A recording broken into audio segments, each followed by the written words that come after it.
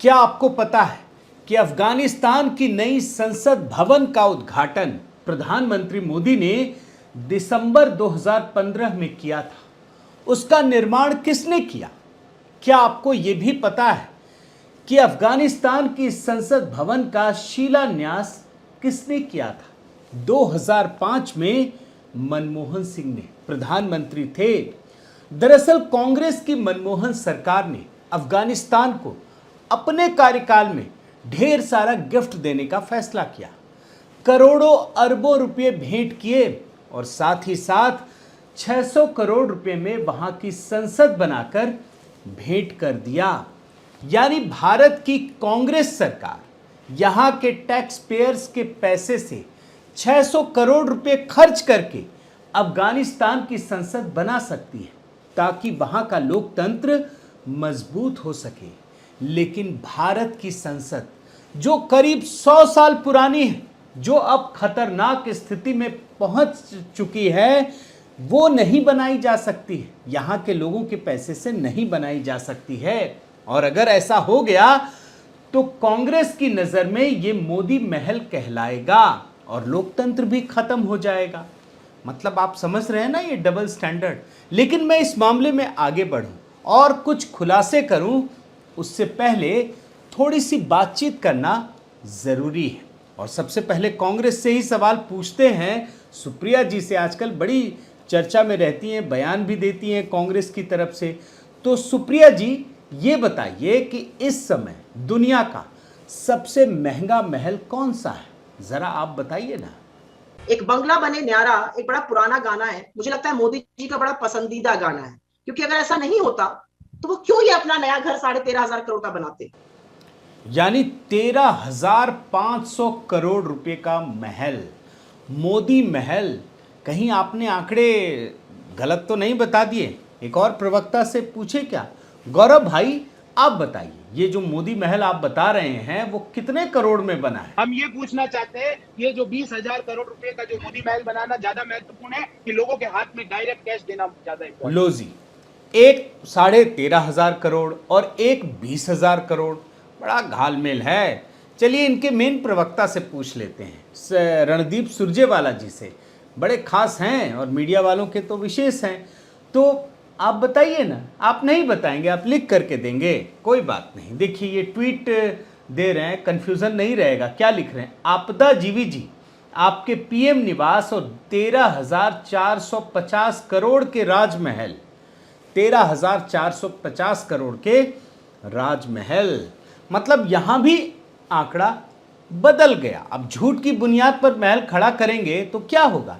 झूठ ही तो बोलना पड़ेगा और कुछ भी बोल सकते हैं। अब राहुल बाबा से क्या पूछे? उन्होंने तो बिना पूछे ट्वीट कर दिया। आप देख लीजिए ना, आंकड़ा नहीं बताया इन्होंने। Central Vista is criminal wastage. Criminal wastage. Afghanistan वाली संसद क्या थी राहुल जी? कोई पूछिएगा, कोई पूछा नहीं अब तक। मैं दे रहा हूं ये मौका, और ये अब तक किसी ने नहीं बताया। अगर भारत की संसद भवन बनाना क्रिमिनल वेस्टेज है तो अफगानिस्तान की संसद बनाना भारत के टैक्स पेयर्स के पैसे से क्या है? ये सवाल पूछना जरूरी है। लेकिन खैर छोड़िए, आगे बढ़ते हैं। अखिलेश यादव पर चलते हैं। वो तो अलग ही लेवल पर खेलते हैं। उन्होंने तो नई संसद भवन को आरक्षण से जोड़ दिया। सुनिए ना। तो आप अपनी सहूलियत के लिए तो बना रहे हैं सेंट्रल विस्टा, लेकिन आरक्षण जो सबसे मूल भावना रही मंडल कमीशन की, उससे खिलवाड़ कर रहे हैं। तो अखिलेश जी के हिसाब से ये मान लिया जाए कि उनका आरक्षण खत्म हो गया होगा। कई साल बीत गए, कितना वक्त बीत गया, लेकिन जानते ही हैं वो कितना ये लोग झूठ बोलते हैं। उनकी पार्टी की एक सांसद है जया बच्चन, वो तो विरोध के लिए एक नई कहानी ही लेकर आ गई। सुन लीजिए। मैंने सुना है कि नया पार्लियामेंट जो बन रहा है वहाँ मीडिया अलाउड नहीं है। देख रहे हैं ना, बॉलीवुड वाले बड़े सुनते हैं, लेकिन आरजेडी के एक सांसद, उन्होंने तो नई संसद भवन के जरिए सीधे लोकतंत्र का खतरा दिखा दिया एकदम से। सुन लीजिए। मेरा इस संसद की नई इमारत बनने में डर इसी बात का है कि कहीं संसदीय लोकतंत्र संग्रहालय की विषय वस्तु न बन जाए। लेकिन इतना सब कुछ होने के बाद भी दोस्तों, जब ये पता चल गया, तमाम कोशिशों के बाद, रोकने की, अड़चने लगाने के और विवाद पैदा करने की कोशिशों के बाद जब ये लग गया कि अब सेंट्रल विस्टा नई संसद भवन के निर्माण को रोक पाना संभव नहीं है, तो अब कांग्रेस ने नई चाल चली है। मोदी सरकार को ही नहीं बल्कि इस देश को, इस देश के लोकतंत्र को बदनाम करने की एक ऐसी चाल जिसे आज के वीडियो में मैं डिकोड करूंगा। साथियों नमस्कार, मैं हरिश्चंद्र बर्णवाल। सबसे पहले उस खबर को देखिए जिसकी वजह से आज ये मुद्दा बन रहा है। दरअसल खबर यह है कि प्रधानमंत्री मोदी दिल्ली में कर्तव्य पथ के करीब बन रहे नई संसद भवन को देखने अचानक पहुंचे। पूरा भवन देखा, एक एक जगह की जानकारी ली, लोगों से मिले, वहां जो काम करने वाले मजदूर हैं उनसे भी मुलाकात की और इस पूरे भव्य भवन की, जो नई संसद भवन बन रही है, उसकी तस्वीर भी सामने आई और देख करके तो अच्छा लग रहा था। मतलब किसी को भी गर्व की अनुभूति हो सकती है कि देश की आज़ादी को इतने दशक बीत गए, उसके बाद अब जाकर भारत की अपनी नई इमारत, नई संसद भवन बनी है। और अब ये कब शुरू हो जाए ये भी अब वक्त की बात है, लेकिन इसे देखते ही कांग्रेस आग बबूला हो गई। मतलब जैसे कहते हैं ना कि एकदम जो मन के उद्गार है, जो विष है, वो एकदम बाहर आ गया। और राहुल गांधी के जो आजकल चहेते बने हुए हैं जयराम रमेश, उन्होंने इसे प्रधानमंत्री मोदी के अहंकार का प्रोजेक्ट बता दिया। इतना ही नहीं, जयराम रमेश ने इसे पीएम का पर्सनल वैनिटी प्रोजेक्ट बता दिया। साथ ही ये भी कहा कि ये पैसों की बर्बादी है और हर तानाशाह अपने पीछे आर्किटेक्चर की विरासत को छोड़ जाना चाहता है। जाहिर है दोस्तों, आज इस मौके पर जब इतनी बड़ी बड़ी बात सीधे प्रधानमंत्री मोदी को अपमानित करने के लिए, और प्रधानमंत्री मोदी को छोड़िए इस देश को अपमानित करने के लिए, ये कैसे ये भी मैं बताऊंगा। इसलिए आज आईना दिखाना बहुत ज़रूरी है। आपके लिए मैं एक रिपोर्ट लेकर आया हूँ। आप देखिए, ये भास्कर की रिपोर्ट है और 8 साल करीब 12 साल पुरानी रिपोर्ट है ये। आप इस रिपोर्ट को बड़े ध्यान से देखिए। इस रिपोर्ट के मुताबिक संसद भवन की इमारत को लेकर आईआईटी रुड़की ने एक रिपोर्ट तैयार की। पहले तो आप इसका हेडर देख लीजिए। 5.2 तीव्रता का भूकंप भी नहीं झेल सकती है संसद भवन की मौजूदा बिल्डिंग। यानी अगर 5.2 और या उससे ऊपर की अगर कोई भूकंप की तीव्रता आ जाए और संसद भवन गिर जाए तो कौन जिम्मेदार होगा, किस पर जिम्मेदारी आएगी। और ये रिपोर्ट इसीलिए दिखा रहा हूँ। ये रिपोर्ट आईआईटी रुड़की ने तैयार की है और इस रिपोर्ट की जो अध्यक्षता है 15वीं लोकसभा के महासचिव रहे टीके विश्वनाथन की अध्यक्षता वाली कमेटी ने तैयार की, जिसमें आईआईटी रुड़की के 20 इंजीनियर भी जुटे हुए थे, जिसने ये रिपोर्ट दी है। और ये भी कहा है कि अंग्रेज़ों के ज़माने में बनाई गई यह इमारत 5.2 भूकंप की तीव्रता को नहीं झेल सकती। और जानते हैं, जब ये रिपोर्ट आई ना दोस्तों, उसी से कुछ समय पहले संसद की इमारत में आग लग गई, उसे बुझाया गया। लेकिन उस दौरान फायर डिपार्टमेंट ने इस इमारत की व्यवस्था को इस लायक नहीं माना कि इसे फायर सेफ्टी को लेकर एनओसी दिया जा सके। सीपीडब्ल्यूडी ने अपनी रिपोर्ट में मौजूदा बिल्डिंग में कई खामियां गिनाई थी और आज भी ये रिपोर्ट आती रहती है कि संसद भवन में फायर सेफ्टी नॉर्म्स का पालन नहीं हो सकता है। खास बात जानते हैं क्या है दोस्तों, और ये जो चीज़ें बता रहा हूँ ना, ये अपने दिमाग में बना कर रखिए, कांग्रेसी लोगों को ज़रूर दिखाइए, क्योंकि ये रिपोर्ट पुरानी है। आप देखिए इस रिपोर्ट को। संसद भवन के खतरे को आगाह करते हुए लोकसभा स्पीकर ने 4 साल में 2 खत भेजे। और पहला खत किसने भेजा? पहला खत 2012 में मीरा कुमार ने स्पीकर रहते हुए खत लिखा था। लेकिन याद रखिए, जो कांग्रेस अपनी सेना को बुलेट प्रूफ जैकेट नहीं दे सकती है, वो क्या नई संसद भवन बना पाएगी? इसीलिए इसी लेटर के बाद एक दूसरा खत भाजपा शासनकाल में सुमित्रा महाजन को भी लिखना पड़ा और उन्होंने मीरा कुमार के खत की याद दिलाई। अब एक मजेदार चीज दिखाता हूं। जिस संसद भवन के निर्माण को लेकर प्रधानमंत्री मोदी पर ये कांग्रेसी नेता हमले कर रहे हैं, उसकी हकीकत देखिए।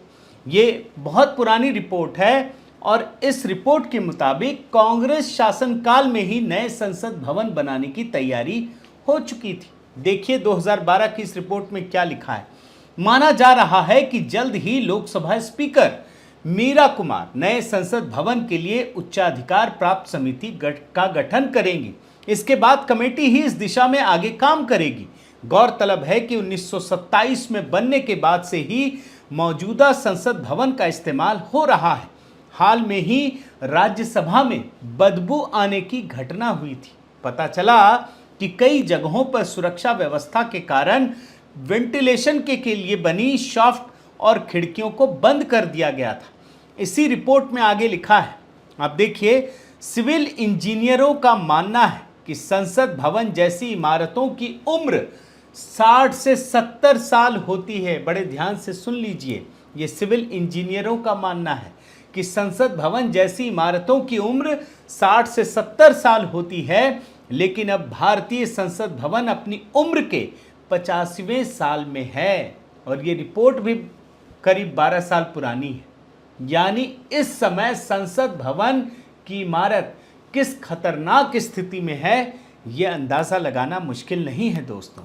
और जिस भवन के निर्माण को लेकर प्रधानमंत्री मोदी से जोड़ा जा रहा है, आप ये भी देख लीजिए, इसे मोदी का घर बताया जा रहा है। इस भवन के निर्माण का निर्णय 14 जुलाई 2012 को तत्कालीन लोकसभा अध्यक्ष मीरा कुमार ने लिया था। लेकिन जैसे ही मोदी सरकार ने इस खतरे को भांपते हुए, इन रिपोर्टों को देखते हुए नए संसद भवन को बनाने का फैसला किया, कांग्रेस ने इसे बदनाम करने के लिए कोविड का सहारा लिया, एक मुहिम छेड़ दी थी। मैंने अभी आपको ये कुछ पुराने बयान सुनाए, इतना बदनाम करने की कोशिश की। लेकिन आप मोदी जी को जानते नहीं हैं, ये सरकार बड़ी ईमानदारी के साथ काम करती है, इसलिए किसी से डरती नहीं है, सिर्फ आम जनता की भावनाओं का ख्याल रखती है। लोकतंत्र के खत्म होने का नैरेटिव बुनने वाले राहुल गांधी ने कहा था, आप ये रिपोर्ट देखिए, प्रधानमंत्री मोदी अपने लिए नया घर बना रहे हैं। लेकिन इस पूरी परियोजना पर जब ये लोग पीछे पड़ गए और सरकार झुकी नहीं, क्योंकि वो खतरे को समझ रही थी, तो फिर ये लोग सुप्रीम कोर्ट पहुंच गए। सुप्रीम कोर्ट ने इस पर विस्तार से चीज़ों को देखा, सुनवाई हुई और उसके बाद सुप्रीम कोर्ट ने रोक लगाने से मना कर दिया। सुप्रीम कोर्ट ने भी अपने अंतिम फैसले में इस परियोजना को आवश्यक मानते हुए काम जारी रहने का निर्णय दे दिया। अब एक और तथ्य देखिए, जिस सेंट्रल विस्टा को विपक्ष और कांग्रेस के साथ साथ राहुल गांधी प्रधानमंत्री मोदी का व्यक्तिगत घर बता रहे हैं, उस भवन के बनने से हर साल 1000 करोड़ रुपए की बचत होगी। और ये बात सुप्रीम कोर्ट ने भी मानी। और ये जो 1000 करोड़ रुपए हैं, वो विभिन्न मंत्रालयों के भवनों के किराए के रूप में कांग्रेस की सरकारें अपने इकोसिस्टम को दे रही थी। अब आप सोचिए, अगर इन्हीं के हिसाब से माना जाए, अगर ये अपने समय में बना लिए होते तो 1000 करोड़ अगर हर साल बचता तो अब तक तो 14-15 हज़ार करोड़ रुपए बच गए होते, या कम से कम 12,000 करोड़ रुपए बच गए होते। उतनी तो पूरा का पूरा कॉस्ट है इस संसद भवन को बनाने का। तो आप सोचिए, ये इकोसिस्टम किस लिए काम कर रहा है, किसके लिए काम कर रहा है, किसके इशारे पर काम कर रहा है। लेकिन कहते हैं ना दोस्तों कि कांग्रेस आज नासूर बन चुकी है। जैसे वो कोई घाव रह रह कर कष्ट देता है ना, वैसे ही कांग्रेस इस देश के सिस्टम को रह रहकर जख्म देने का काम करती है।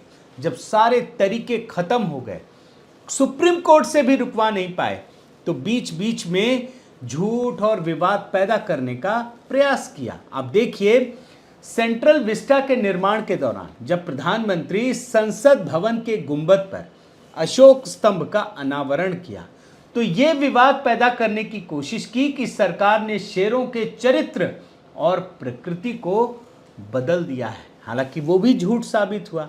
यही नहीं, विपक्ष को ये भी बुरा लगा कि प्रधानमंत्री मोदी ने संसद भवन के गुंबद पर पूजा पाठ क्यों करवाया, क्यों उद्घाटन किया। पूजा पाठ से आपत्ति थी, तो ये हकीकत है। और आगे बढ़िए, जो कांग्रेस अभी तक इस परियोजना को रुकवाने में लगी थी, सुप्रीम कोर्ट चली गई थी, प्रधानमंत्री मोदी का घर बता रही थी, मतलब तमाम विवाद, उसे इस बात पे भी गुस्सा आ रहा था कि जब ये पूजा पाठ हो रही थी, जब ये उद्घाटन हो रहा था, तो उन्हें निमंत्रण क्यों नहीं दिया गया।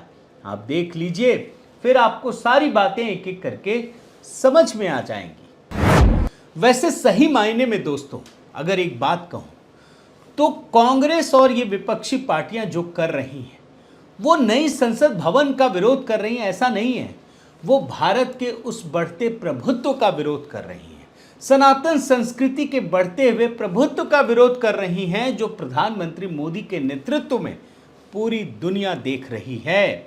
और इसी वजह से आपको मैं एक और कुछ घटनाएं याद दिलाता हूं कि अभी भारत ने जब G20 की अध्यक्षता ली है, तो उसका लोगो लॉन्च किया गया, तो उसमें भारतीय संस्कृति के प्रतीक कमल को लोगो बनाया गया, कमल के फूल को। तो उसका भी कांग्रेस ने विरोध किया और ये बता दिया कि भाजपा अपना प्रचार कर रही है। अरे भैया, कमल तो इस संस्कृति में रचा बसा हुआ एक प्रतीक चिन्ह है। चलिए ये भी मान लिया। आगे बढ़िए, जब राजपथ का नाम बदलकर कर्तव्य पथ किया जा रहा था और नेताजी गेट पर नेताजी सुभाष चंद्र बोस की प्रतिमा का अनावरण हो रहा था, तब भी कांग्रेस को और पूरे के पूरे विपक्ष को बुरा लग रहा था। यानी ये मामला जितना दिखता है सहज, उतना है नहीं। और जिस तरीके से ये विरोध करते हैं, अगर आप इसे उसी रूप में न समझ पाए तो आप भी बहुत बड़ी गलतफहमी के शिकार हो जाएंगे। क्योंकि याद कीजिए, कोरोना काल में जब ये विरोध कर रहे थे तो ऐसा लगता था जी हाँ, आपने को तो पैसे की ज़्यादा ज़रूरत है, हमें तो ये। लेकिन उसी प्रधानमंत्री मोदी ने कोरोना में जिस बेहतरीन ढंग से काम किया, वो पूरी दुनिया के लिए मिसाल बना। लेकिन कहते ना, एक बार अगर गलतफहमी फैला दी जाए, ये लगातार कोशिश कर रहे हैं पिछले 9 साल से कि किसी ना किसी प्रकार से लोगों को भ्रमित किया जाए, अब तक सफल नहीं हो पाए। लेकिन यकीन मानिए, आज अगर ये सफल हो जाए तो फिर ये क्या करेंगे, ये समझ पाना बड़ा मुश्किल है। और इसीलिए दोस्तों, मैं आखिर में यही कहना चाहूँगा कि कांग्रेस और राहुल गांधी के लिए भारत एक मधुमक्खी का छत्ता हो सकता है, लेकिन इस देश के लोगों के लिए, इस देश की जनता के लिए, या प्रधानमंत्री मोदी जैसे कर्म योगियों के लिए भारत एक माँ का स्वरूप है, एक माँ का अवतार है। और इसीलिए वो तन मन धन से समर्पित होकर इस देश के लिए बिना किसी स्वार्थ के काम कर रहे हैं। और इसीलिए जब मनमोहन सरकार ने अफगानिस्तान में 600 करोड़ रुपए खर्च करके उसके लिए संसद भवन बनाकर गिफ्ट देने का काम किया, तो भारतीय जनता पार्टी ने सवाल नहीं उठाया, बल्कि खुद प्रधानमंत्री मोदी उसके उद्घाटन में पहुंचे थे। लेकिन ये बात कांग्रेस ना तो समझ पा रही है और ना समझने को भी तैयार है। बहुत बहुत धन्यवाद। आपसे निवेदन है साथियों कि आप मेरे इस चैनल को ज़रूर सब्सक्राइब कीजिए, लाइक कीजिए, शेयर कीजिए, कमेंट कीजिए और इस बेल आइकन को प्रेस करना मत भूलिएगा। नमस्कार।